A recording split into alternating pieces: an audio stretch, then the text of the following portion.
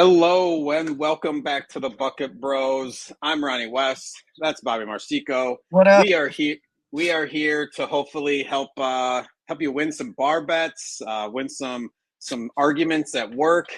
We have watched a lot of the games. We want to give you some information that hopefully you don't have to go and watch the 10, 16 hours of basketball that we've probably watched over the last couple of weeks.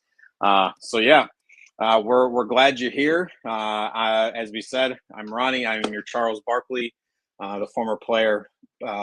See things a little bit differently. I got the eye test, whereas Bobby has got the analytics and obviously the medical field mind. We are live, both of us on an adventure. This is going to be an episode. This is going to be an adventure. I've got a lot of graphics and videos to throw at everybody. I've also got a 6-year-old and dogs here, and Bobby's in the parking lot. So of his favorite coffee shop. If it's not Starbucks, it's which one are you? We are not at any particular favorite coffee shop this I, time. I I wish I was at Verb. I wish I was at Verb Coffee, which is on the We'll border just say of you are. We'll say Concord. you are. I'm at Verb Coffee, guys, on the border of Concord and Kannapolis. As far as I'm concerned, the best cup of coffee. And I want to say in Charlotte. It's not quite in Charlotte, but I make no money from them. They make actually money for me, I think. Probably a lot. But yeah. A shout out should go out to them. Fine establishment. Yeah. So again, like I said, I want to throw you off base just a little bit as we wipe everything up and clean up our camera. I probably should have done the same if I'm not coming in clear. I have a question of insignificance for you to kind of throw things off. And I'm just curious because it's something that has crossed my mind, and I'm curious to know. You are a father, again, times two. Congratulations. I am as well. Uh, we both have sons who will most likely be sports fans or fanatics like we are. I'm curious to know what your thoughts are on uh, your sports fandom or allegiance to specific teams. Is there any kind of requirements or things that you kind of are hoping or wishing that he doesn't root for? I don't think that you had like, if he's a Pistons fan, are you going to be worried that, like, to your diehard Chicago Bullsness? At least for me, like Jack knows, we have the stinky Packers, the Sox, the White Sox I'm not a fan of, and the Yankees. Like, he could root for any other team as far as that goes. I'm just curious, do you have any other thoughts on that, like the allegiance of fandom? Well, I certainly I'll make sure it's age appropriate before I start getting too strict because I most likely from what I see kids is like they just kind of care what the colors are or they hear Yeah, about one player and they cling to that and then that's the team that they've heard of even if there's a team that plays right down the street from where they live. Uh in my case it's the Charlotte Hornets that nobody's ever heard of. So, um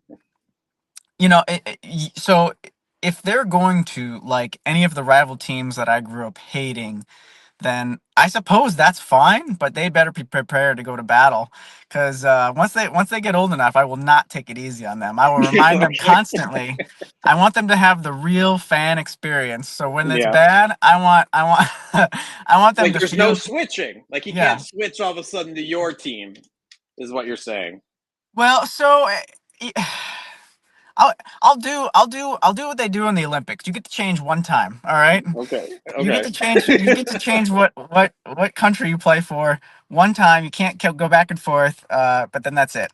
So, but All right. I will say, as I've gotten older personally, I tend to bandwagon without guilt, guiltlessly bandwagon a little bit because especially as you watch this much basketball, your sort of allegiance to a specific team kind of gets dissipated. You're just kind of like Yeah. hoping for good games at this point. Yep. No, I appreciate your honesty. I was definitely curious. I will throw out some of those randomly in the future. I at least wanted to get that started. But are you interested in getting into some fast break news? I think I don't know. It really matters if I'm interested. Let's do it anyway, though. All right.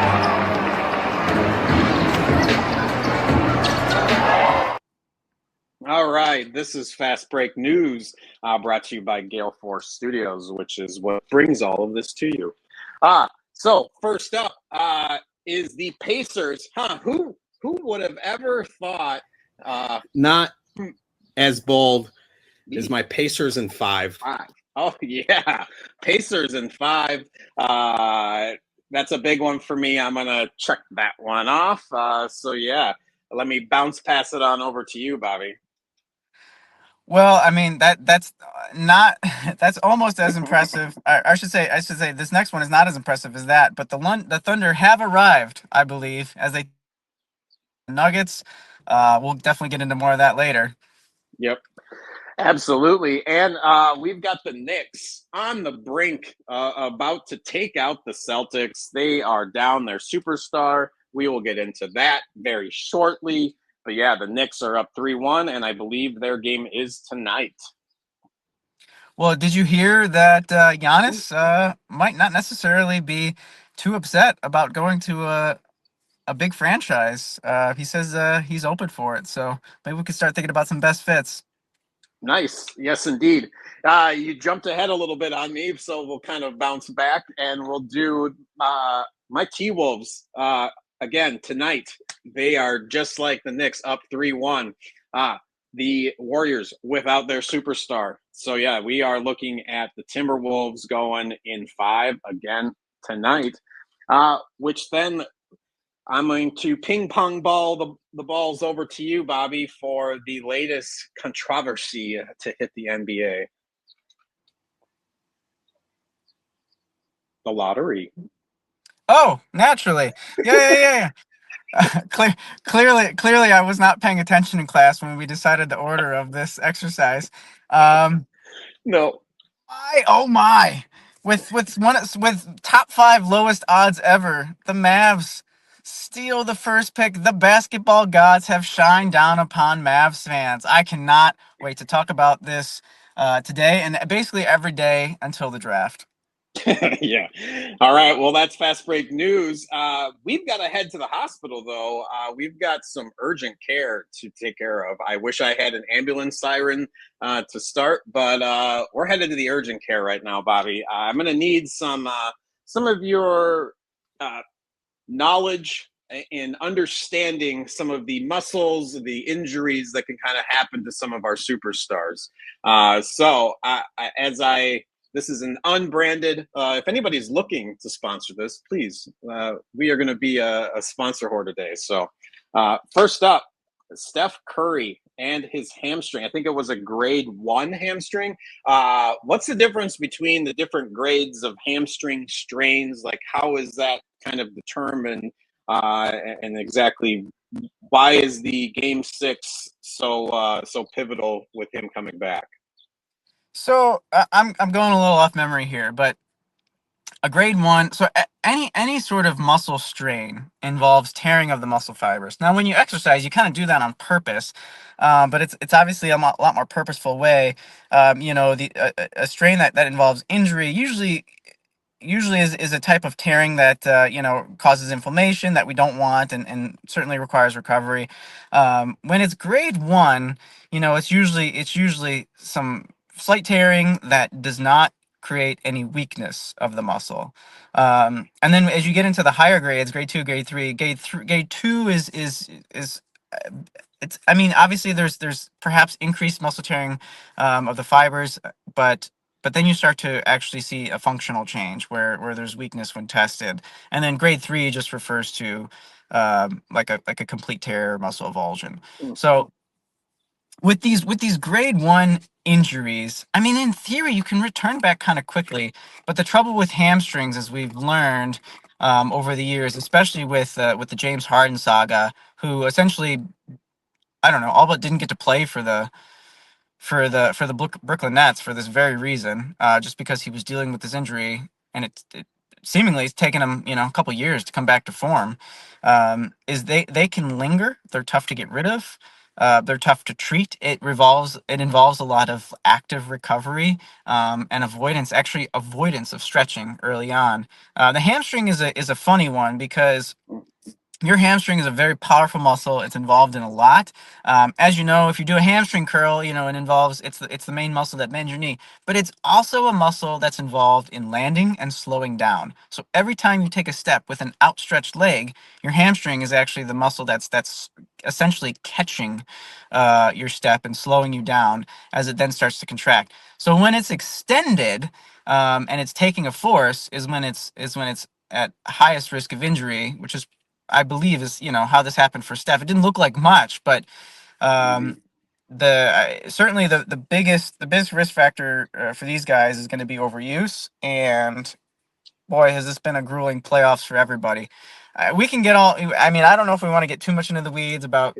I know I've mentioned it Yeah, no. before about how I feel that the regular season could be a little too long, and yeah, I certainly don't want to say the playoffs are too long because I love playoff basketball. But Oh the yeah. Warriors did just come off a 7-game series. Steph obviously has been playing heavy minutes, heavier than he typically is. I think I even heard on the Hoop Collective that the 1.9 miles that he ran in the game before was the highest he'd ever done in at least recorded in a playoff game. So Wow.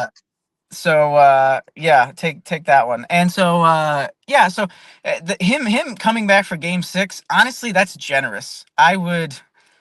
Yeah. I don't No, know. it's This could be a as an season-ending injury for sure. as Unfortunately. for any athlete that has played and dealt with any kind of hamstring twinge, it's not that you feel healthy. It's once you get on the field and then you actually start running and cutting and, like you said, doing those decelerating and different breaking moves where you actually test it out and know, like, okay, I can trust it. But and for the most part, when you first are getting back out there, it's so hard to want to go full speed. So that's why to me it's like even if he did came back, it would be like a 40% Steph, which would still be helpful for this team, I think, in specific minutes. Uh, so that's why to me, I hope they can at least get this done tonight, and then we're looking at hoping that the other series goes 7 to let the Wolves rest up, at least in my mind. So we can hop over the other injury before we sit too long on this one because hamstrings are hamstrings.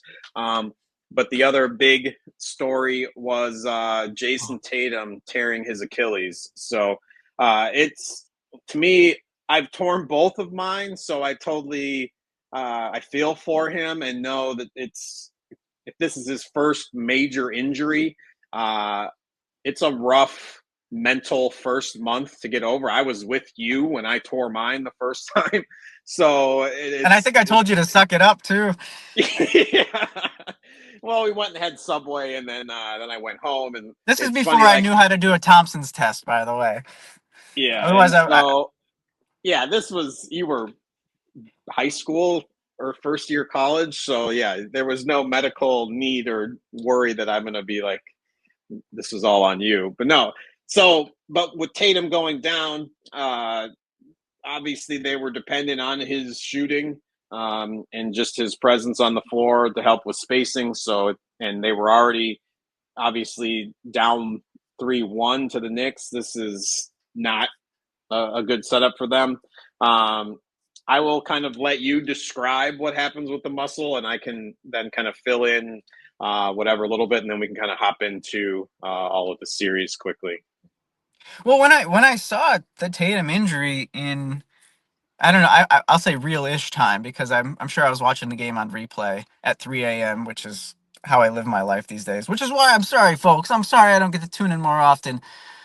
Oh, all these other obligations that I have, seem to get in the way of my true passion here. But it honestly, I was thinking he had like a high ankle sprain just because it was sort of like I thought his foot inverted. I'm sorry, everted. And so I was like, oh, was that like a high ankle sprain? What happened there? Because it was so painful for him. And then I've watched subsequent replays where you can see the mechanism a little bit better. But even then, he did not dorsiflex his foot or Yeah, it was a dorsiflex his weird ankle. angle. Yeah, he Hmm. really didn't dorsiflex his ankle that much. I mean, the way you tend to see this injury is a guy taking off of a dorsiflexed foot that's planted behind them, which makes sense, because the tendon is being stretched and loaded at the same time. But he just really wasn't in that much dorsiflexion when it happened. So I was actually confused. I mean, I think I heard on the Dunked On podcast that he felt like he knew right away what it was, and I was like, how does he know that? And then I saw subsequent replays, like I said, and I guess it's a little bit more obvious. But I'm gonna be honest, I needed the answer to the test to know for sure. Really unfortunate, this guy. He's been a bit of an Iron Man throughout his career. I guess it's obviously coming at an awful time for the Celtics during their playoff run. They're already down in the series, and seemingly very unlikely, if not impossible, to come back. I think they're a good enough team to be able to steal a game or two still, but without him. But are we talking that series at all right now, or just focusing on the injury? Injury. Okay, injury. Sorry, guys. Save it. So we're at the urgent care, Bobby. We're only worried about the injury right now. So, yeah, I'm building for some long visits today. No, but he got the surgery already, which is great. Obviously, that they have access to that. They can get the surgery right away and try to expedite the recovery as much as possible. This will almost certainly keep him out of all of next year, if not most of it. I will say, if there was ever a time to return from this injury with a little bit of time left in the season, which is very difficult, I would imagine, to ramp up.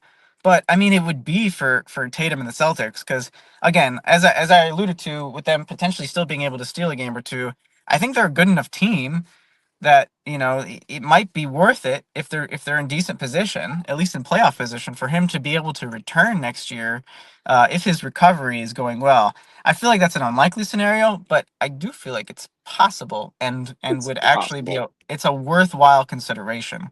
I don't want to put the cart before the horse. It's not my Achilles. It's not my recovery, but but he was having his best game of this playoffs when he went down. It was finally the Tatum game that they've been searching for this entire series. So just really unfortunate circumstances. Not that an Achilles in and of itself is already bad, but yeah, just very unfortunate outcome, and crazy that it's the second Achilles this playoffs. I mean, I don't know if anybody's got a stat out there of how many times two All-Star players, or at least two future Hall of Famers, have torn their Achilles in the same playoffs. That does not happen very often. I mean, Dame Lillard obviously being the first one to go down in the first round with Milwaukee, but yeah, just kind of a wild and untimely outcome. Yeah.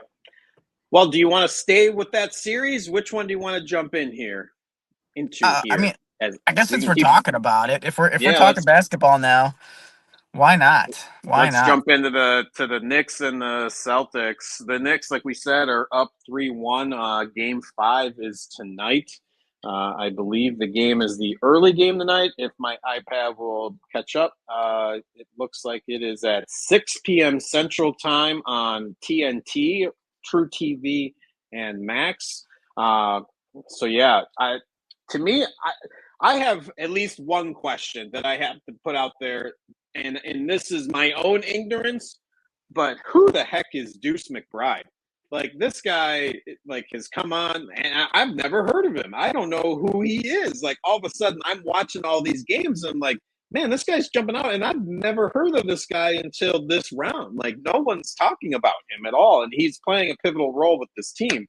So I don't know if you've noticed that at all, if that's something that was in your notes. But yeah, Deuce McBride, I gotta give him some props, because like, who is this guy? I'm the dummy. So you never heard of Deuce McBride, backup point guard for the Knicks? Yeah, no, I'm sorry. That guy's a bucket. He's a ball handler. I can't give you too much of a synopsis on him. I don't know what he did pre-NBA off the top of my head. But yeah, he fills in some great minutes at the 1-2 position, particularly when Jalen Brunson is sitting. Although you do see Thibs play both him and Brunson together sometimes. But yeah, no, he's a stellar, very talented player. One of the better scoring guards to come off the bench in the league, I would say. Yeah. Did you know that you could do that?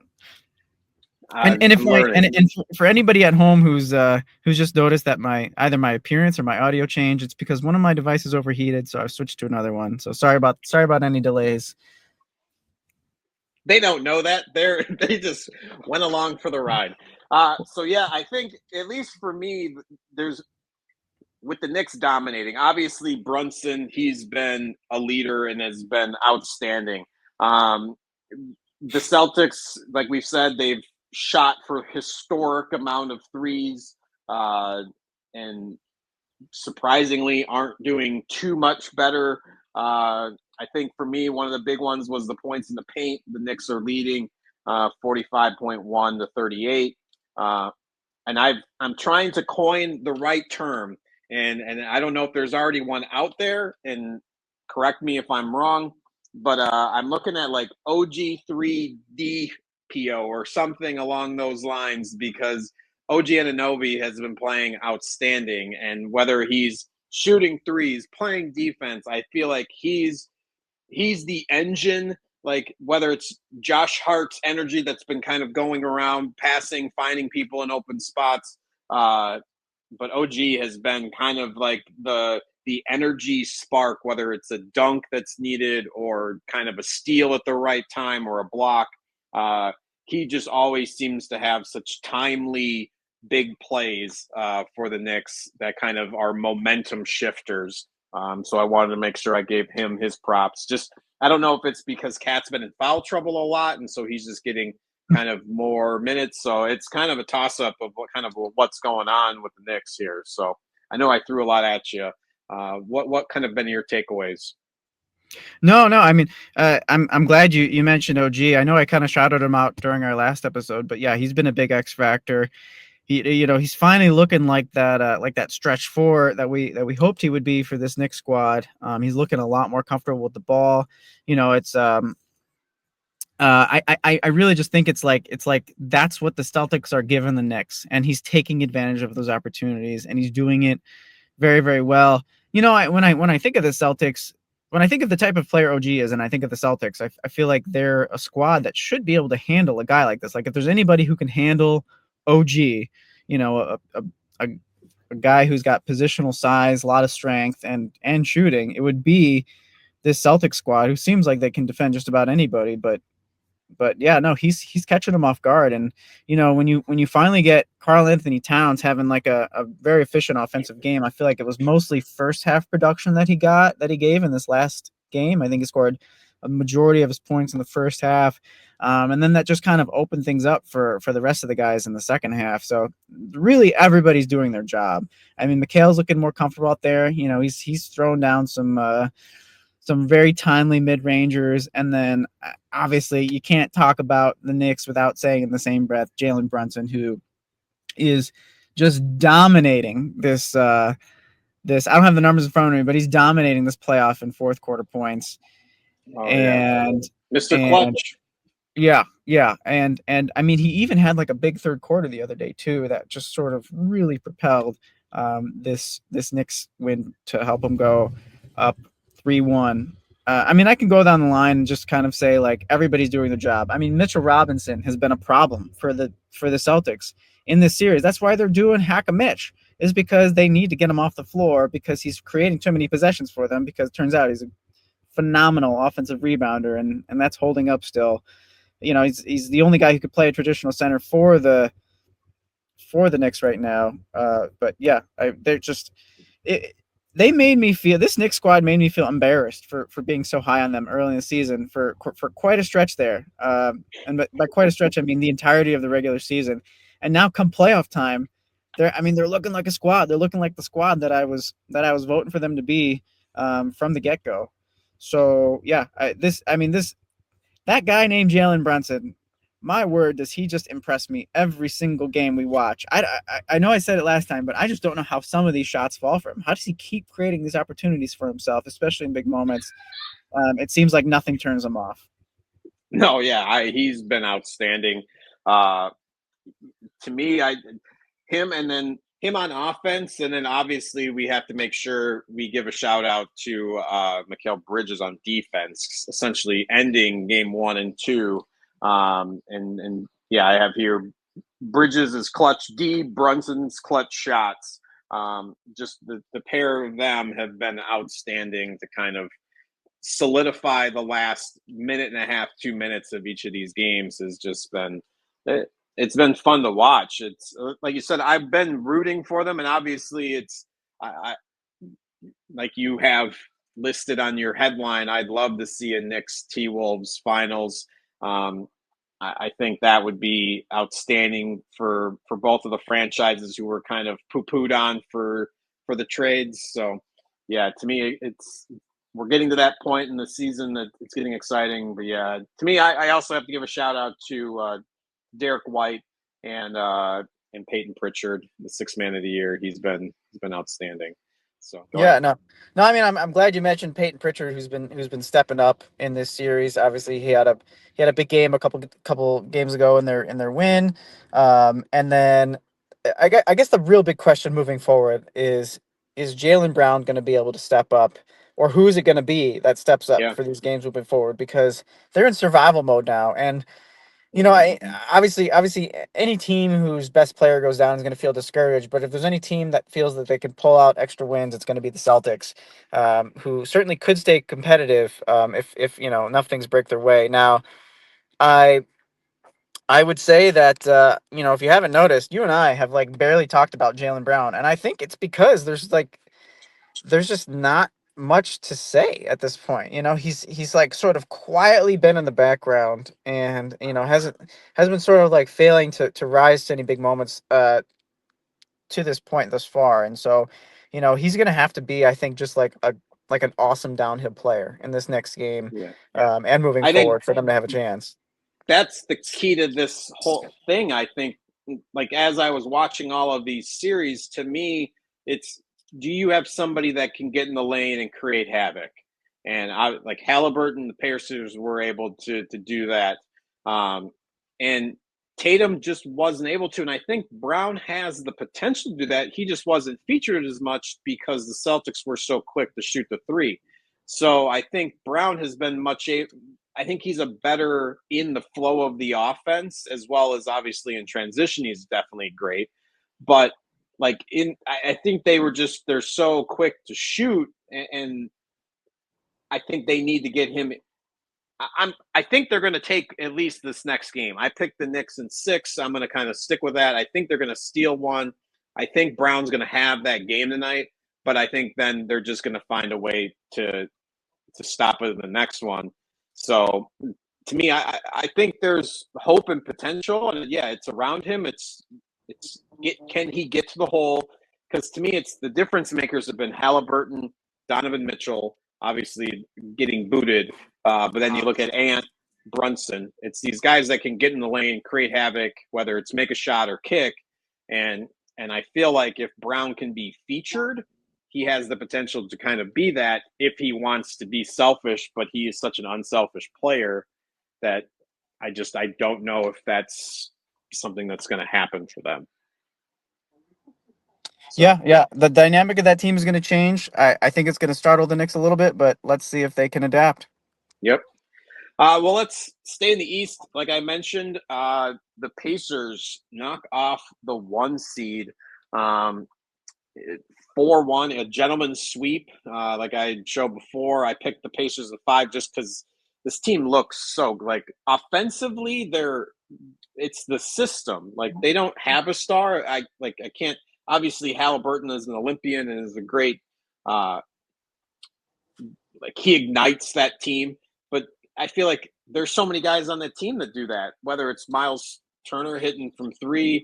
Blocking shots. So to me, this Pacer team is so dangerous. And to me, they have a chance to beat either one of the other teams that are going to come out of this.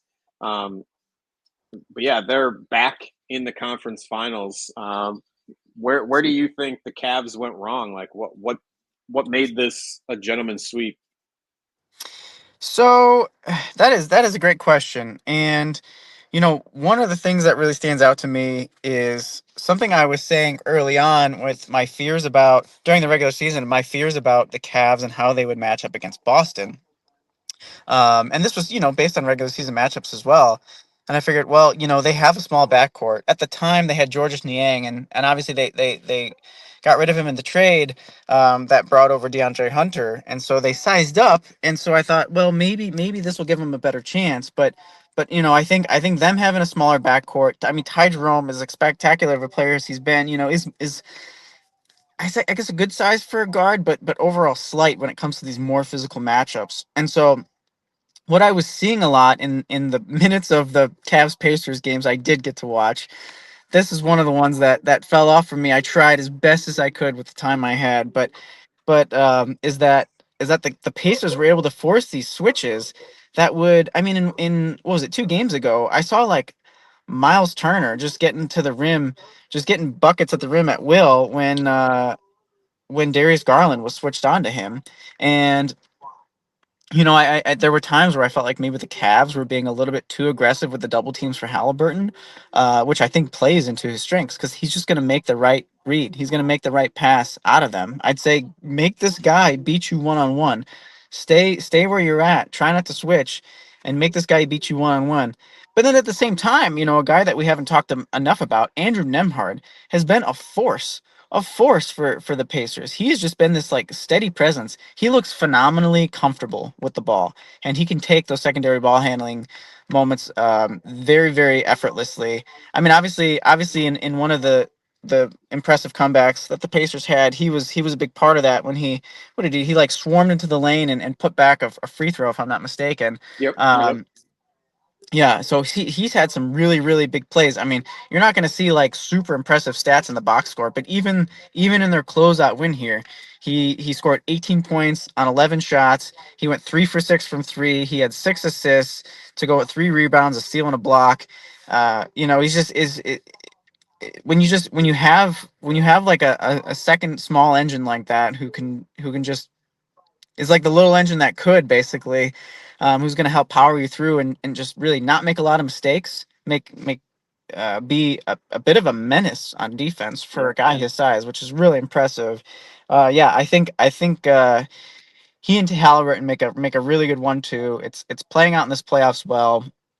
Um, but yeah, the Cavs, what a disappointing outcome for them for doing so well this season. I mean, they were the only team, I believe, to go for 3 12+ win streaks over the course of the season. 15-game win streak in the middle of the season. I'm pretty sure they started off the season with a 15-game win streak. Again, this is all off the top of my head, so we may have to verify some of this, but I'm pretty sure I'm not talking out of my well, I'm not just talking. Um but ultimately I feel like the Cavs were kind of just searching for that fifth guy throughout the series. Max Strus was starting, but and as we've seen him in previous playoff series, he's a good player, but I don't want him to be my fifth starter in a squad that really needs a lot out of that small forward. I'm surprised that maybe they didn't go with Dean Wade a little bit more. I mean, he's not the flashiest, most impressive player, but I feel like he like levels the squad on both ends of the floor. And yeah, it just it's crazy that they came in with such high expectations and were trounced. I mean, it wasn't, granted, the Pacers they perhaps stole a couple games, but they looked like they knew what they were doing all the way through. Shooting luck or not, they looked like they were doing like what they knew what they were doing through and through. I think for the Cavs, it was Garland not being there the first couple games. It's obviously Mitchell is fine, and to me, it's so impressive getting into the hole. And like I mentioned before, of just he's elite getting into the lane and creating his shot, creating space, creating passing. But I think they needed to have that second option with Garland. To me, that 1-2 punch of somebody else to kind of dip back and then cut in again. And they just didn't have it. And he just had to take the bulk of the weight in those first few games. And I just think it was too much. I think you're switching. I think you're saying Mitchell is the one who had to take the bulk because Garland was out, right? Yes. Okay. Sorry if I said that. So, yeah. And to me, it was Mitchell's minutes piled up. And so obviously the Pacers' speed to me is one of those things too. Their offensive speed, their transitions to get back, it was just a lot. And to me, they just, like you said, all of their role players can all play that same game. And so that way they, like I said, it's the system and it wasn't so much a star. And like you mentioned, Max Strus, I found it funny. I think I texting back and forth his text to the team of saying like, you're not going to show up in the game 5, then don't come to the arena. And he goes 0 for 9, 0 of 6 from 3. And so, and I find it funny because it's like, to me, aside from their facial hair and their inside-outside game, Ty Jerome and Max Strus are they the same player? Are they clones of each other? I think they're the same player. It's so hard to try to, like, I keep thinking, oh yeah, that was Strus. I'm like, nope, that's wrong number. That was Jerome. So I think the Cavs have a cloning machine for both of those guys. And last thing I'll mention, as I flirt with the name jar, the Mathurin and Hunter fight had been brewing for a while. A couple of games, there was some dunks and standing over and taunting, and then I think it was game 4 was finally when tempers escalated and at least a punch was thrown. So yeah, that it was one of those things that had been brewing, at least with that series. That's everything that I have on that series. Is there anything else that you want to touch on, or something that I mentioned that you need to counter? Otherwise, we can head out west. We should. I guess I should just say that one thing that I'm glad you said that I didn't was that just how profound of an impact injuries had for the Cavs and gaining momentum in the series. I mean, I don't want to undercut the Pacers and their just incredible decision making, the way that they moved the ball and the way that they were able to hold down the fort on defense against this Cavs team, who had, I believe, the best offense in the league essentially throughout the season. So, yeah, I mean, let's go Pacers. Let's see what you can do in your second Eastern Conference Finals in back-to-back years. Yes, indeed. Let's say the best. I don't know if the best. Which one do you want to do? Oh no, I'll let you pick. I'm slow over here, so I don't even really know what's going on. But we'll go to the mountaintop. We'll head out to the West Midwest. We've got the Denver Nuggets and the Thunder, OKC Thunder. Last night, the Thunder take Game 5 and go up 3-2. This one is giving us everything. The MVP matchup, I think, what was it? Joker put up 40 and like 18 or something last night. 44 and 15, yep. 15. So, yeah, he had a ridiculous game last night. SGA, I only think he had like 30. He was in the 30s. I think he had 30-something and maybe 8 assists, as I pull those out of my butt. But, yeah, this game, I think you had mentioned or alluded to, the Thunder were flawless in the last 2 minutes, the way that they pulled this off. So I've got to expect. Go ahead. So yeah, to me, I picked this one to go 7. I still feel like it will. Jokic is living in the paint.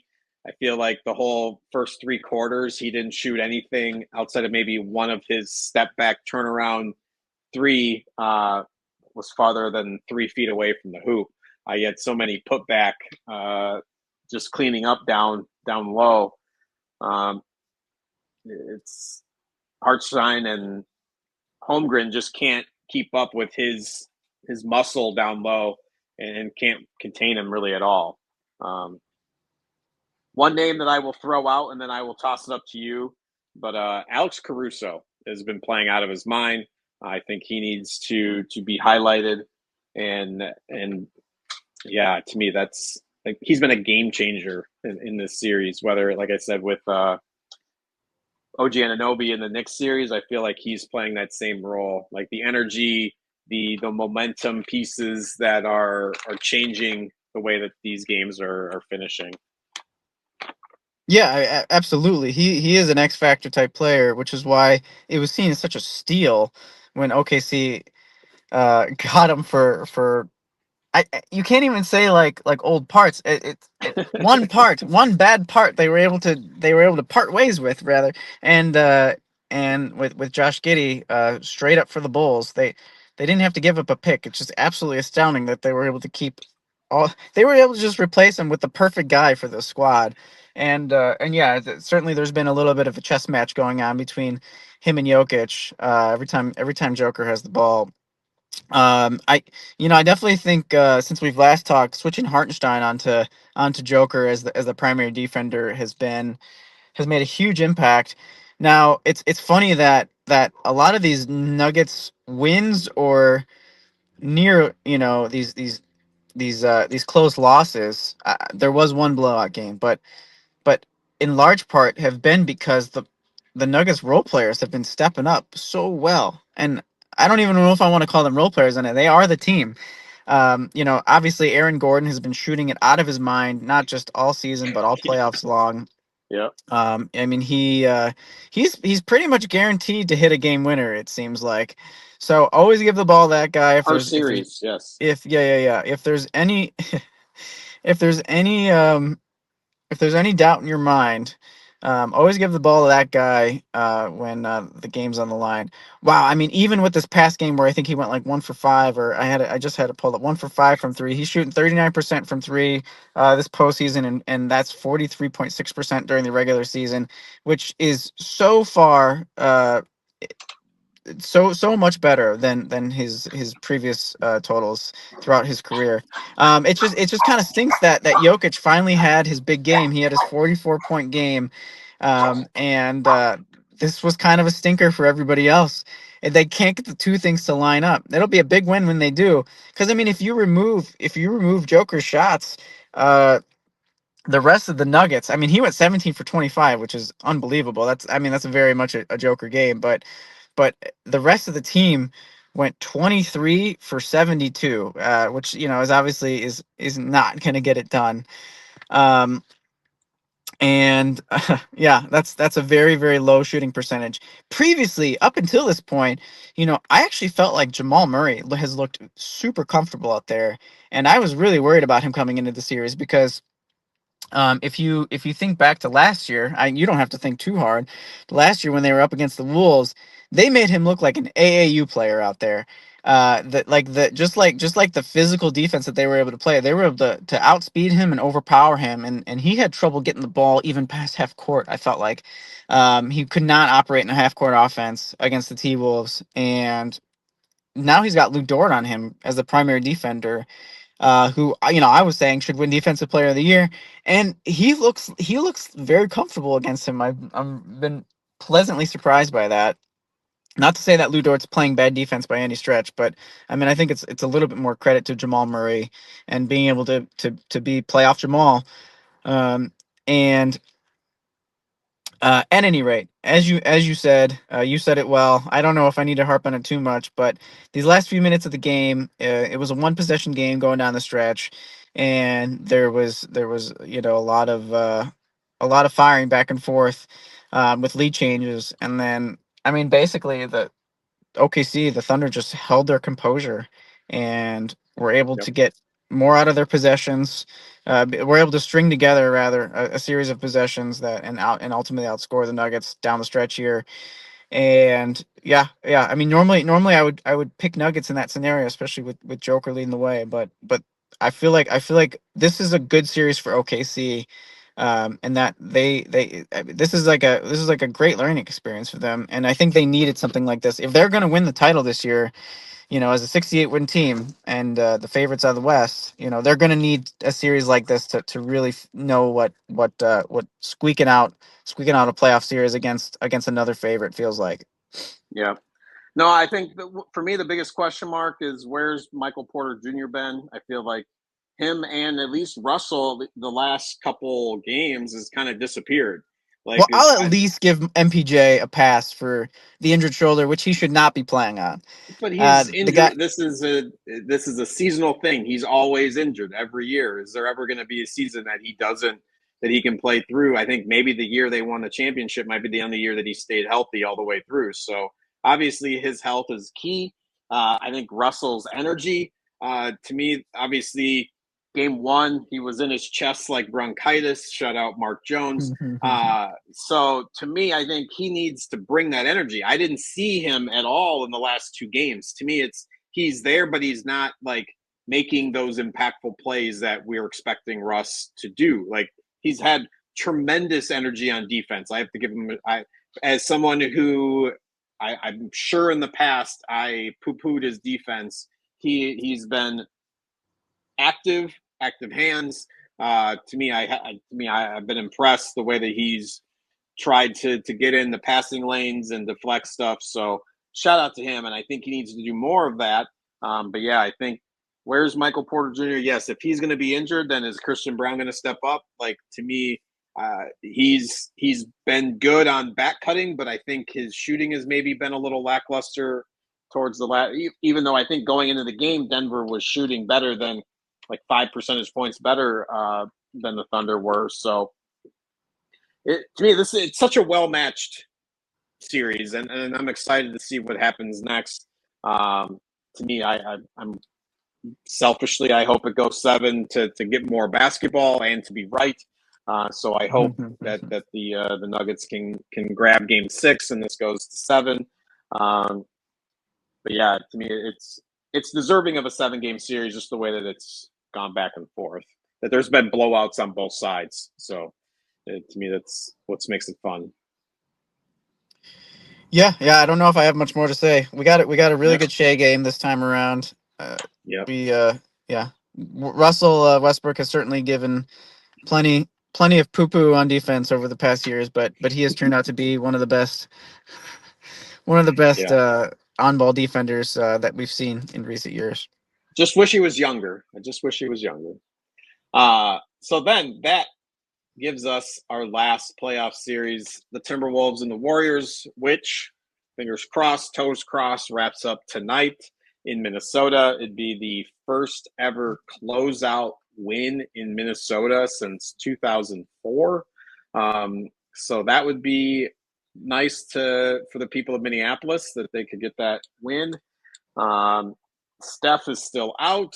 I think Draymond and Jimmy, we'll see how they're both doing. I know that whether it's technicals or nicks and bumps and bruises, I feel like Jimmy's at a point of exhaustion, whether it's his age and just not being able to be the featured number one.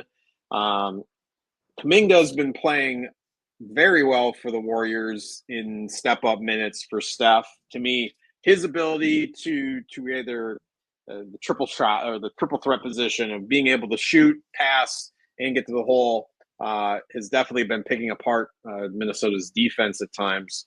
So, but outside of that, it's not much. I think I saw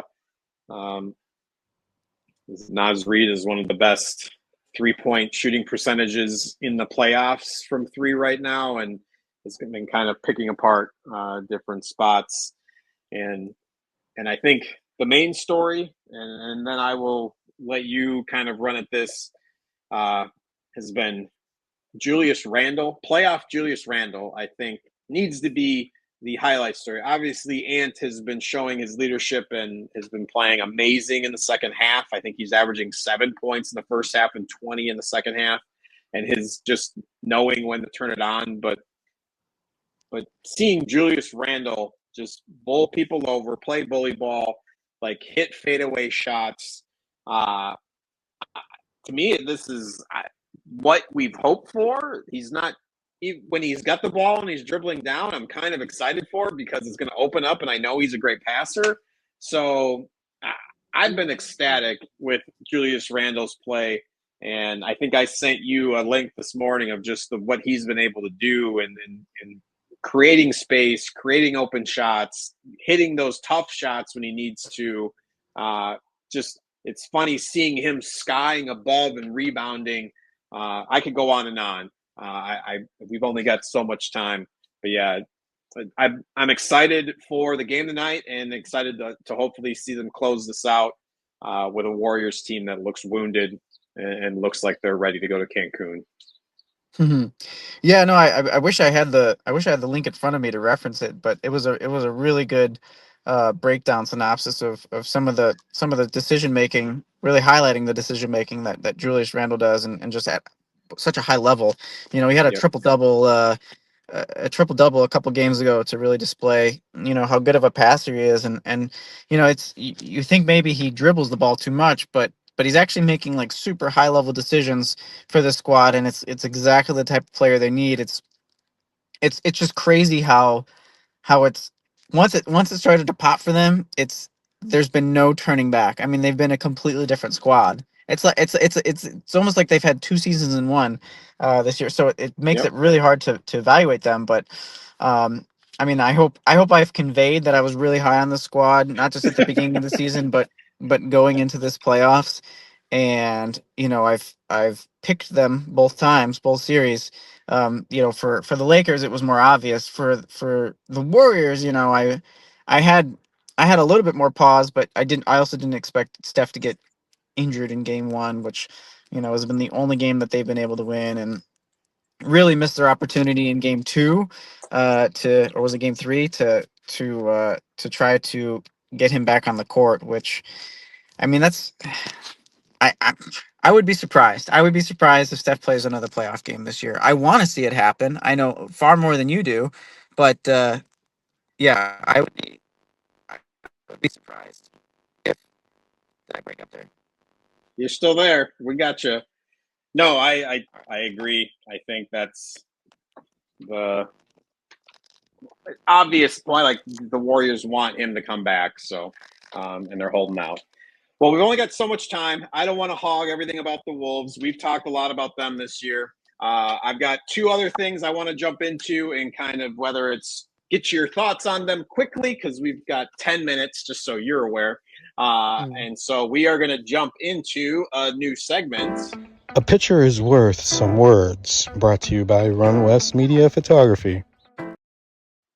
All right. So a picture is worth some words. I've got some images here for you, Bobby. I kind of want to get your thoughts and just get a general sense. Give me a few sentences. We don't need to go on and on. We've talked a lot about them, but let's get into it. This first one is the Zesty Cat photo that was going around. There's all of the notations that he's got this flair that he plays with. He's a little flamboyant, even though there's not such allegations, but just this photo kind of sums all of that up. And I found that humorous, and was curious of your thoughts. Yeah, no, it kind of looks like he's apologizing to Tatum so as he's going sorry. towards the hoop. Oh, my bad. Like like you didn't see him coming through the doorway or something. I mean, it is a great photo because he's clearly just like trying not to give him an and one. Yeah, exactly. But and gets all this shade from but it. yeah, if you capture anything at the right time, could be worth some hilarity, and that's a good one. This one, the Bridges block on Tatum. This was game 2, I believe. So yeah, were you watching this one live? What were your kind of takeaways and surprise from this ending? Yeah, when I watched that one in real time, or whatever time it was that I was watching it, I did watch that. I did watch that in sequence of an actual game. So Nice. and it was at the end of the game, and it was an amazing defensive stop by both of those guys. Obviously, you see both OG making it very difficult, and then Mikal Bridges just making sure that ball doesn't go anywhere, and it was absolutely spectacular. I think the J.R. Smith response to that, like his video watching it was like every Knicks fan. So to me, that was a moment for a lot of Knicks, if this is one of those seasons for them. The next one. This one I just found humorous. Joker's wearing Peppa Pig shoes. He's worn them the last couple games, and he's just dropping these crazy games. It's, I think, his daughter's favorite show. So he wanted to kind of wear those for that. I just wanted any thoughts on that? Are you are you wearing any Bluey shoes to work at all? Not yet, but I would. I think I'm if anything, I would be wearing Mickey Mouse shoes right now. But yeah, no, if you track the timeline of Joker's relationship with his daughter, it's absolutely adorable. It's certainly something to shoot for as a father-daughter. Amidst games, he'll even stop and do this like he used to do this like a couple years ago, this like weird gesture towards her that didn't seem to make any sense, but it's something she knew what it was, and he would just do it to her to show some recognition to his daughter in the stands. So keep it up, man. Love your style. Yep. We got the ant dunk. It seems like every series, this guy comes up with another photographic memory for all of us Wolves fans. To me, it wasn't as like kaboom like some of the other ones, but it was impactful. It just wish it was in Minnesota. I feel like the energy from the crowd would have been amazing. This was kind of a quieted the crowd moment, but it was still a great dunk. Yeah, what a great shot there. he is posterizing the heck out of who is that? Is that Kaminga? Who is that? I can't tell. Is that Looney? I can't even tell. I wish I could correlate it with the actual moment in the game. Maybe I didn't watch it, but yeah, he always seems to come up with a big dunk in big moments, which is not an easy thing to do because those shots don't come easily in general. But be able to do it on that stage, yeah, shows you what kind of player he is. The Halliburton finishing off the major league reference after he got fined, or he did not get fined. He got warned for doing the big ball celebration. Any thoughts on Halliburton? You've kind of poo-pooed this one earlier, at least when we talked about him with the last series shenanigans. Any thoughts on this one? I couldn't believe he did that. Well, I mean, I guess I can, but seriously, man, there's children watching. But no, it's hilarious because when he did it, I was like, I think I know what he's doing, but there's no way that he's doing that. Like he wouldn't just do that on live TV. And it's not even like he did it briefly. He held it for a while. He really wanted every camera from every angle and every fan to know what it was exactly hard what to he was find. doing.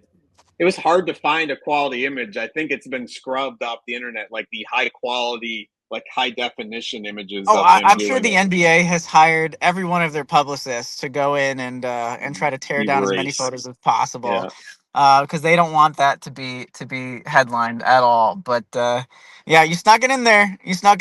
I guess I would say I mean, even as somebody who can laugh about it, I would say try to pick a cleaner celebration. That's all I suggest. All right, I think I got two more. One we'll probably talk a lot more next week is this one. The Mavericks and Cooper Flag. The Mavericks get the number one pick. The Nico Harrison controversy is in, that this was all a big fix. And so we will get into that. I'm not going to let you rack too much because we're against the clock. Ooh, and the other one that I forgot to add in, I'll let you speak. Go ahead. I'll say one thing. They talked about this on the Hoop Collective. I didn't know this going in, but the number he may be wearing is 32, I believe, which is a number he couldn't wear at Duke because it's retired. So I believe that's his old number. He can't. Okay. I mean, number 2 belongs to. Is it Gafford or Lively right now? So he can't wear number 2 unless they give it up to him. So so put a 3 in that, and you got yourself a jersey, baby. All right. The other one that I was going to mention that I didn't get to add at the last second was the announcement that Michael Jordan has joined NBC basketball coverage next season. So we get to hear him trash I hope he trashes them like Shaq does on TNT. Like, oh, you're terrible. Like, and so I'm curious to see how that plays out. So, but yeah, so those are our pitchers worth some words. So, thoughts on MJ before we jump into the trivia? And I do. I do. We'll get it into next week. I'm sure you got plenty. All right, we got one last. We are up against it.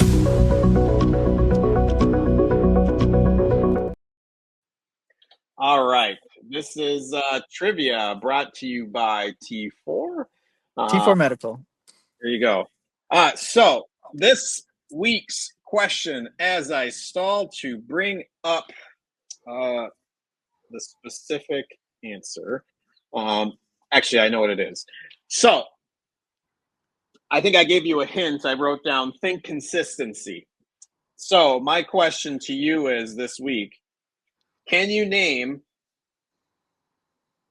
the, what is that, 11 players that played 82 games this season? 11. Well, I know Mikal Bridges is one of them. Yes, he is. 82 games. I'll give you this. There's one Warrior, one Piston, one Cav, two Wolves, one Rocket, one Wizard, one Spur, three Spurs. Wow. Well, they're all young, probably. Here, we'll get, if you can You get to five. reminded me of one of them. I actually know this. Just eliminated from the playoffs. Obviously, you mentioned the Cavs. It's oh, why can't I think of his name? It's their starting center who they acquired from the Nets. Why can I not think of his name in this moment? I'll give it Jared Allen. Thank you. I have to All right. get Evan Mobley out of your head. Okay, yeah, Jared Allen. Did I get that All right? I'll give it to you. Give me two more, and then I'll give you all of them. Two more guesses. You got three Spurs. Two yeah, Wolves. I know. Can I go with like who's like a random Spur I could choose? Jeez. Put me on the spot here, brother. Champagny. I'm going with Champagny on the Spurs. Ding. Yep, that's one. Can I think of another one? Who would have played Give me one more, and I'll give it to you. 82? Did Chris Paul? Chris Paul played 82. He did. Ding, Yeah. ding, ding, ding. All right, you win. So here is your 82 game club. Mikal Bridges, Buddy Hield, Malik Beasley, Jared Allen, Nickeil Alexander-Walker, Jaden McDaniels, Jalen Green, Bub Carrington, Chris Paul, Harrison Barnes, and Julian Champagny are your Iron Man from the 2024-25 season. That was your T4 trivia. Thank you, Bobby. We have got another show booked up in the studio for your Gale Force. We appreciate it, you guys. We hope you guys go follow us on all of our social media here, as I will show here. Instagram, TikTok, YouTube. Make sure you guys go and follow us. We are all over the place. We appreciate you guys watching and listening, whether it's on Apple Podcasts or Spotify. So, yes. Sorry to rush you out of here, Bobby, but yes. Thank you for getting us in. We hope you guys enjoy the end of the round 2 matchups, and we will see you guys for the conference finals. That is all I've got. Bobby? Ciao. That's all I got. Thank you for listening. We'll talk to y'all soon. All right. This has been the Bucket Bros. See you guys next time.